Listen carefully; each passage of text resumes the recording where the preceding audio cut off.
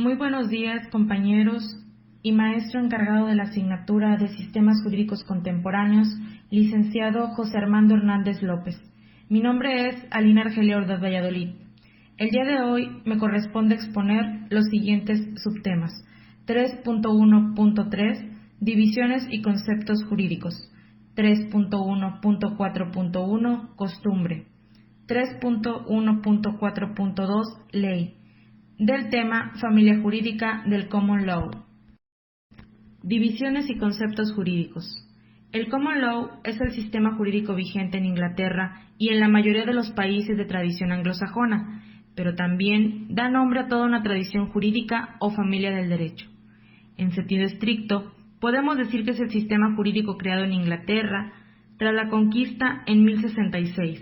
Se llama common, común, porque pasó a ser el derecho de aplicación general en todo el reino por parte de los tribunales del rey, los cuales seguían un mismo conjunto de principios y reglas jurídicas.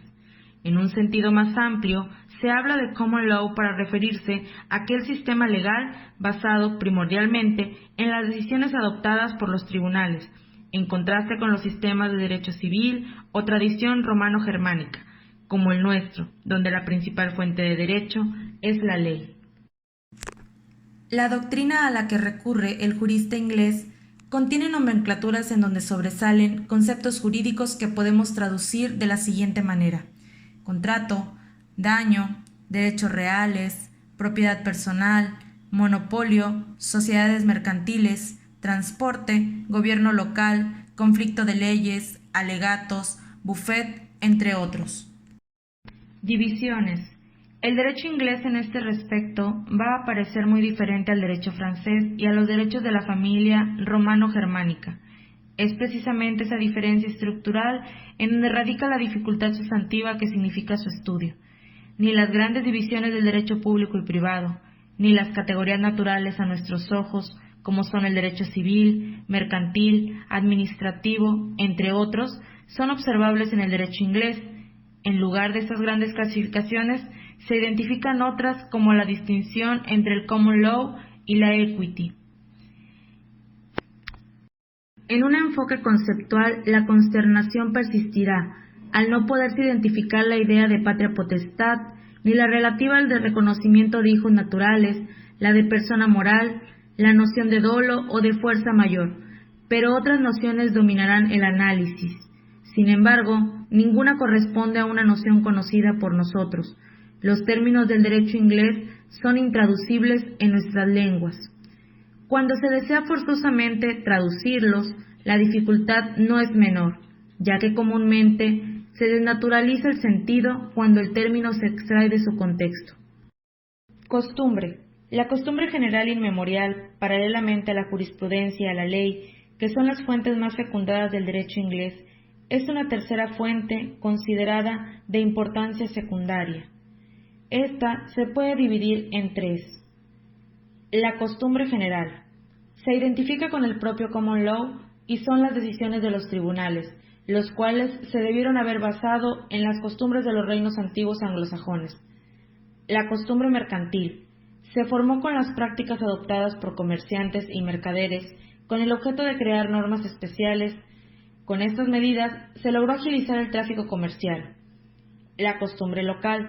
La puede hacer valer cualquier persona ante un tribunal, buscando que se le reconozca un derecho que ha venido ejerciendo por algún tiempo para que pueda hacer este tipo de costumbre.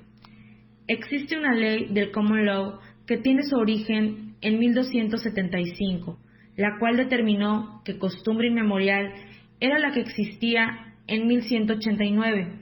En la actualidad, se exige que se acredite tal antigüedad, pero una costumbre no será considerada como jurídicamente obligatoria en Inglaterra si no se prueba que realmente existió desde dicha fecha. La importancia de esas costumbres es cada vez más limitada, y de hecho lo es más cuando una de ellas es consagrada por la ley o por la jurisprudencia, caso en el cual pierde su carácter de costumbre. No obstante lo expuesto, la importancia de la costumbre no puede ser subestimada. La sociedad inglesa, como cualquier otra, no se encuentra exclusivamente regida por el derecho. La misma vida social está dominada por ciertas maneras de comportarse, que son tradicionales y que nadie pone en entredicho. A estas reglas de conducta convencionales y a la práctica que las inspiran no se les considera como costumbres, ni menos como jurídicamente relevantes en Inglaterra, en la medida en que no han contado con la sanción judicial ni parece estar en condiciones de recibir la sanción de los jueces. Cualquier estudio de derecho, sin embargo, pecaría de incompleto y equivocado si no se señalaran aún cuando fuera someramente la existencia de estas reglas de la vida social. La ley es la segunda fuente del derecho inglés después de la jurisprudencia. Es considerada una fuente de derecho secundaria que no aporta correcciones o adiciones. Se encarga de dar soluciones que precisen o rectifiquen los fundamentos desarrollados por la jurisprudencia. Se interpreta de manera restrictiva y no es considerada la expresión normal del derecho.